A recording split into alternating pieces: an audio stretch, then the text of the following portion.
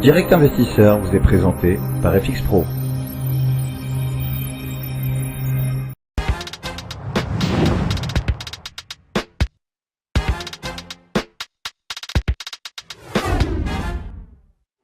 10h30, nous sommes de retour sur Direct Investisseur et nous recevons Marc Daguerre, donc fondateur de Daguerre de DT Trading. Bonjour Marc. Bonjour Lucie. Bonjour Alors, Aziz. On va parler du CAC 40, le CAC 40 qui est en train d'évoluer, mais quand même très doucement. Là, il y a une petite tendance haussière qui se profile, mais ce n'est pas encore très marqué. On a eu des fortes volatilités, des mouvements de hausse, de fortes baisses également. Et puis là, on a surtout cette échéance de jeudi avec la Fed qui va donner son avis sur un relèvement des taux et ça pourrait impacter les marchés. Est-ce que vous pensez là aujourd'hui, à deux jours de cette échéance, est-ce qu'il est opportun, pertinent de se positionner sur le CAC ? Personnellement, je dirais pas oui parce que c'est un peu un coup de roulette russe. Ce qui se passe là sur les marchés, d'abord la Fed, ça fait un moment qu'on en parle de cette hausse des taux.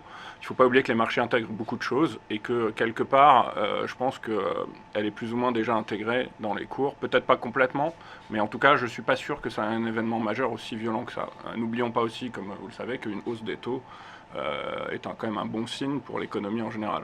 Donc on pourrait aussi penser que prolonger la hausse des taux en permanence pourrait avoir un effet inverse de temps en temps, à savoir est-ce que certains investisseurs aguerris ne se diraient pas, bon, ça veut dire qu'on n'est pas encore sorti de l'auberge. Bon.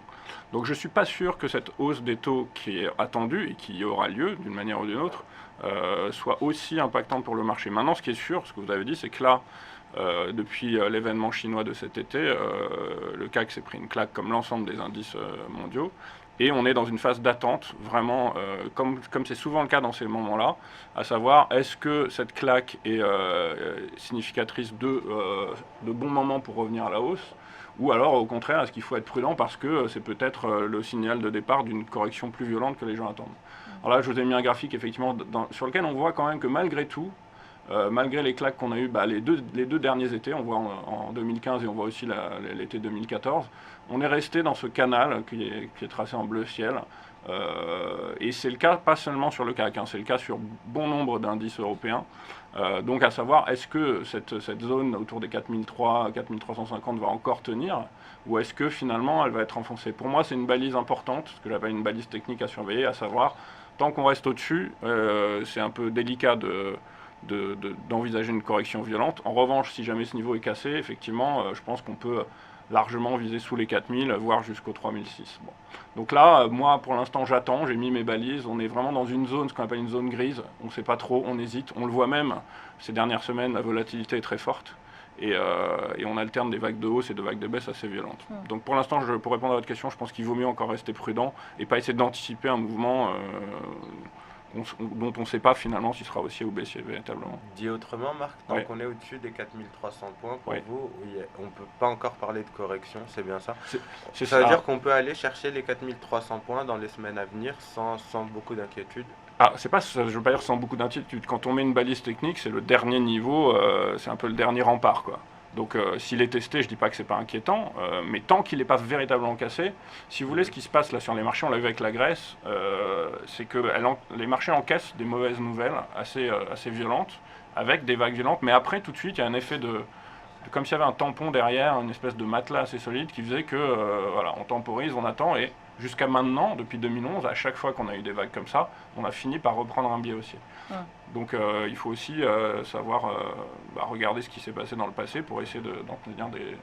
Cela dit, on a quand même touché un point bas en dessous à 4230 le 24 août. On est remonté derrière, on est en train d'évoluer latéralement entre 4500, 4690, 4700. On voit qu'on a du mal à trouver un peu plus d'énergie pour aller chercher plus haut. Est-ce que vous ne pensez pas qu'au final, cette pression baissière qu'on a eue depuis le début du mois d'août, elle peut avoir raison et aller chercher un peu plus bas, 4300? Enfin, 4300, ça reste un niveau, donc, comme vous le disiez, qu'on peut toucher assez vite dans les semaines à venir. Ça veut dire que on a une pression baissière qui peut revenir dans les semaines là. Là, je suis tout à fait d'accord. Pour moi, dans ce que je fais aujourd'hui dans mes analyses, je parle beaucoup de prudence. Alors cette journée du lundi noir dont vous parlez, effectivement, on est allé taper pratiquement les 4002 sur le CAC, mais ça reste ce qu'on appelle un effet, ce que moi j'appelle un spike, c'est-à-dire qu'on a une forte volatilité dans la fin même de la journée, mais si on regarde les cours d'ouverture et de clôture, on était quand même au-dessus des 4003. Un mot sur l'euro-dollar, qui monte progressivement vers les 1,14, là vous pensez qu'on va y arriver? Alors j'ai entendu ce que disait Aziz tout à l'heure, oui effectivement, l'euro-dollar encore une fois, encore un actif qui est assez hésitant, qui a beaucoup de tergiversations. Maintenant, ce qu'on remarque, c'est que depuis ce rebond autour des 1,04, 1,05 qui avait eu lieu, qui correspondait, ce graphique mensuel que j'avais fait, montrait une zone de soutien très forte. Et cette zone de soutien, pour l'instant, a fonctionné. Elle correspond, comme on le voit, à la fois à une oblique de support en place depuis longtemps, au bas du canal au sein duquel l'eurodoll évolue depuis 2008, et à également une zone sur le RSI assez intéressante en termes d'indication de rebond potentiel. Donc pour l'instant, en tout cas, oui, les 1,14, je pense qu'on peut les atteindre. On peut même monter un peu au-dessus, comme l'a dit Aziz par la suite. Et le vrai niveau à surveiller sur l'eurodoll, il est autour des 1,18, 1,19 en fait. Ok, 1,18, 1,19, ça peut être l'objectif donc à moyen terme. C'est pas forcément l'objectif, mais c'est en tout cas le niveau qu'il faut dépasser pour vraiment pouvoir reprendre une tendance haussière de long terme. Tant qu'on est en dessous, c'est ce qu'on avait eu un peu sur le pétrole avec les 70-80 $. Tant qu'on restait au-dessous de ces niveaux-là, il fallait rester méfiant. Mais voilà, donc il y a des niveaux comme ça, techniques, quand on vient, comme sur le pétrole ou l'euro-dollar, après de fortes baisses, qui sont des niveaux qui forcément sont un peu plus hauts, puisqu'ils sont proportionnels à la baisse de laquelle on vient.